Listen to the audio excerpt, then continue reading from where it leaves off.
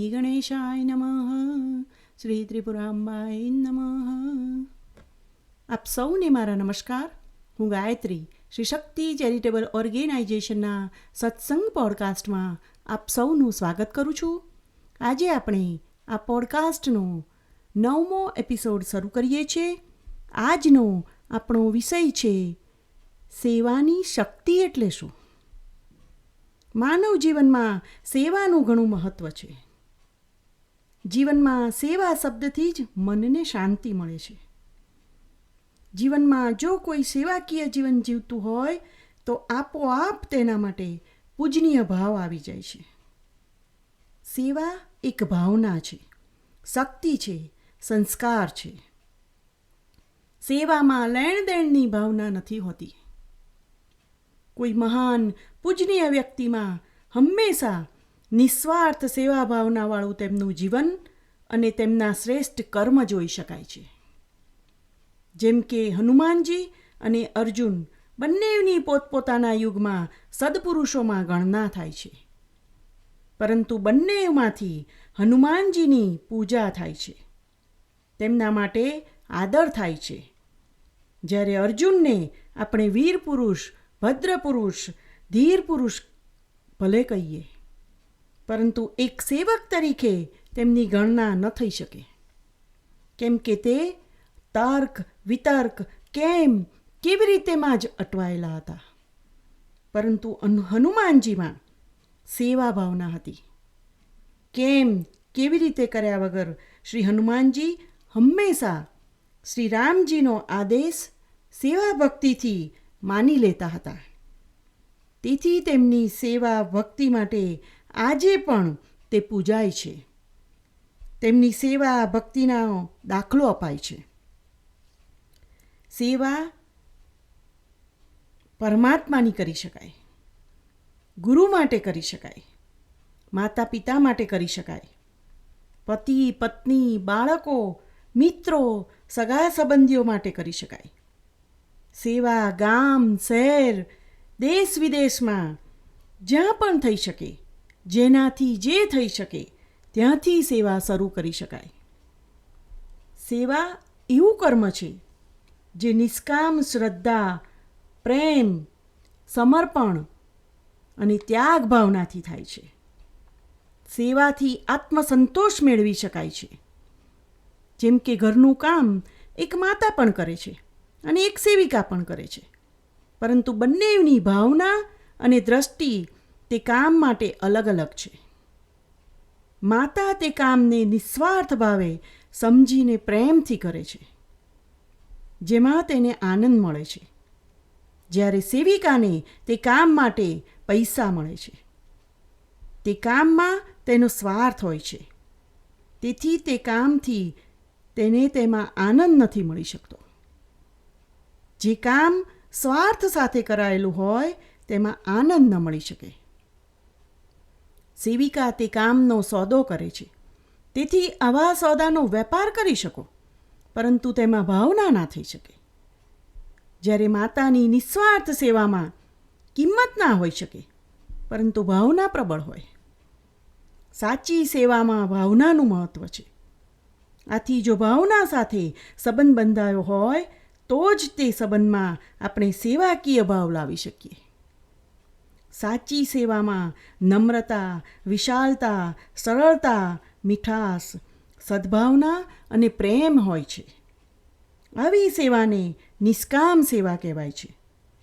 આવી સેવામાં ફળની ઈચ્છા ન રાખી શકાય. સેવા હંમેશા સમર્પિત ભાવે કરી શકાય. આવી સેવા જ સેવકના જીવનમાં સુખ, સમૃદ્ધિ અને પુણ્યના દ્વાર ખોલી શકે. સેવા જ જીવનને મૂલ્યવાન બનાવી શકે છે. દુનિયામાં આપણે કંઈક લેવા અને કંઈક આપવા સર્જાયા છે, પરંતુ આજકાલ આપણી ભાવના એવી થતી જાય છે કે આપણને આપવા કરતાં લેવામાં આનંદ વધતો જાય છે. જો આપણામાં સ્વાર્થની ભાવના હશે તો આપણે સેવા નહીં કરી શકીએ. જો સેવા કરવી હોય તો આપણે દરેકને મદદ કરવી પડશે. દરેક માટે પ્રેમ રાખવો પડશે અને જીવનમાં સત્કર્મો વધારવા પડશે. આપણે વસ્તુ માટેના પ્રેમ કરતાં દરેક જીવ માત્ર માટેનો પ્રેમ વધારવો પડશે. ત્યારે આપણે સેવાકીય ભાવ લાવી શકીશું અને પરમાત્માની દુઆ મેળવી શકીશું. જેમ કે માતા પિતાની સેવા એક એવી સેવા છે જેમાં ભગવાનને પણ સેવકના દ્વાર સુધી આવવું પડે છે.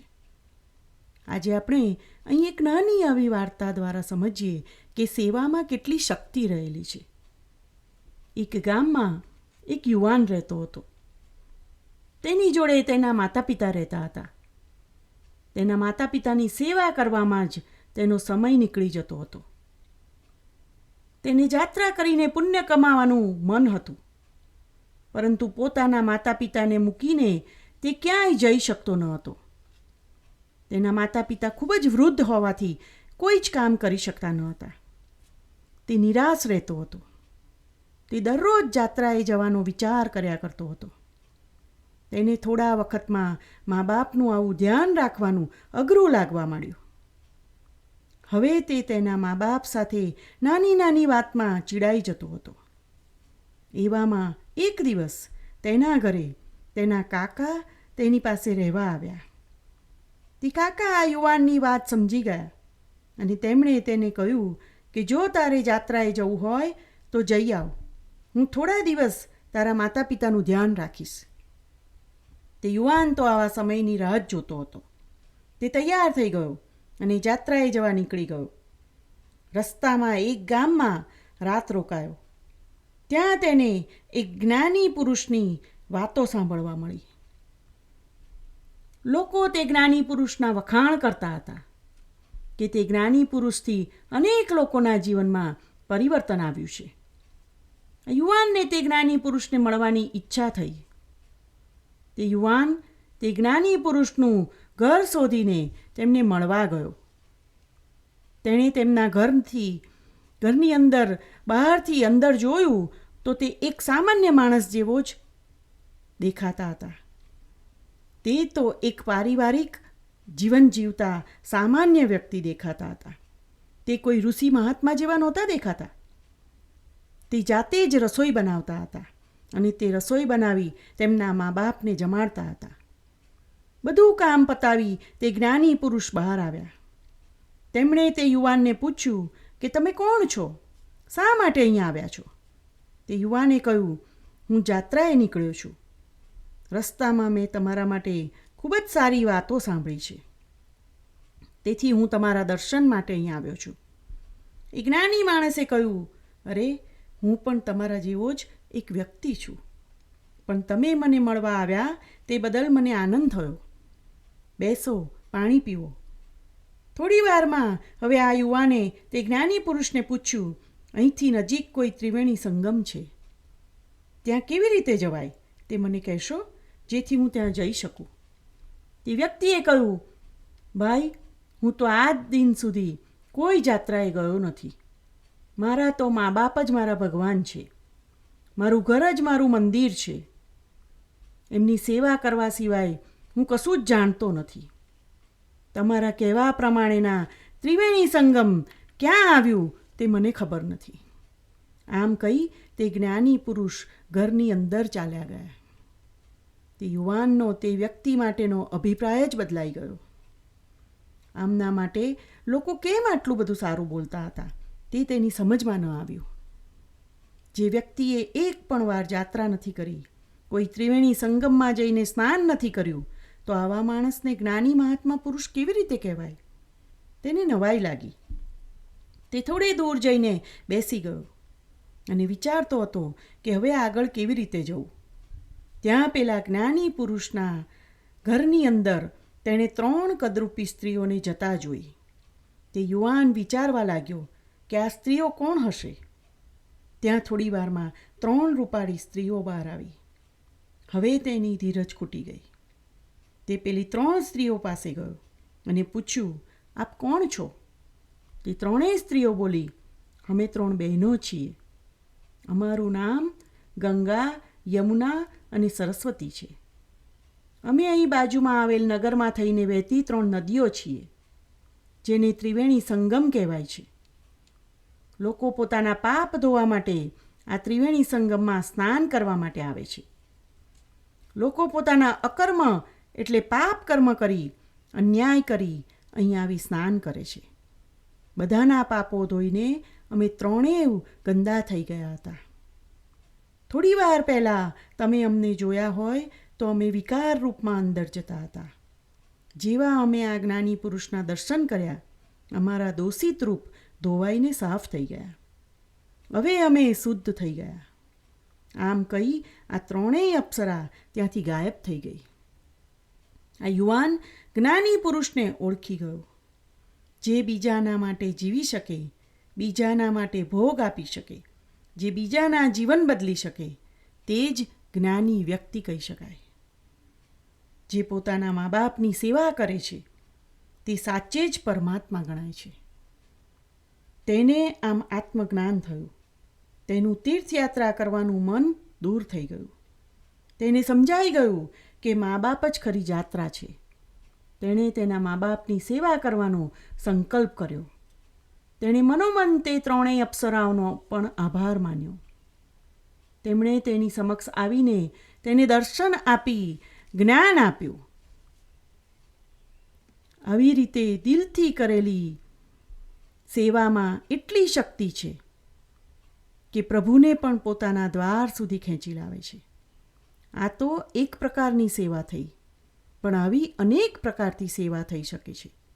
જેમ કે કોઈ ગૌમાતાની સેવા કરે છે, કોઈ મૂગા પ્રાણીઓની સેવા કરે, તો કોઈ જીવને કસાઈવાડે જતાં છોડાવે છે, કોઈ ગરીબ બાળને ભણાવવા માટે સ્કૂલ કોલેજની 1 વર્ષની ફી ભરી દે છે, તો કોઈ અનાથ કન્યાનું કન્યાદાન કરાવી દે છે, તો કોઈ ઘરડા ઘરમાં જઈ ઘરડા મા બાપને પ્રેમથી તેમની જરૂરિયાત પૂરી કરી આવે છે. કોઈ પોતાની ફેક્ટરીના સ્ટાફના મા બાપને જાત્રા કરાવી દે છે, કોઈ જરૂરિયાતમંદને ભોજન કરાવી દે છે, તો કોઈ પોતાના ગરીબ સગા સંબંધીઓના દવાના ખર્ચા હોસ્પિટલમાં જઈ ગુપ્ત રીતે ભરી દે છે. આવી તો અનેક રીતે સેવા થઈ શકે છે કે જેમાં સામેવાળાને પણ આનંદ આપી શકાય અને પોતે પણ આનંદ લઈ શકાય.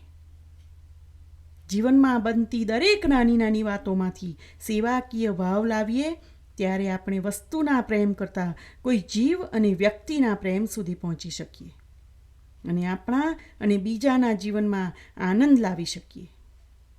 આ જ આપણી સાચી સેવા કહેવાય.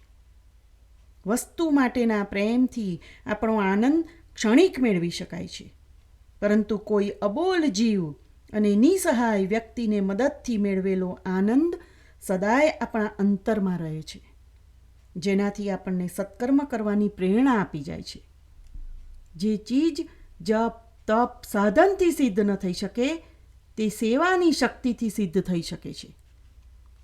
જીવનમાં ખોરાક, પાણી, હવા પરમાત્મા આપે છે, પરંતુ પ્રારબ્ધ જીવનું પોતાનું હોય છે અને સેવા આપવી તે કોઈ ભાગ્યવાનને જ મળે છે.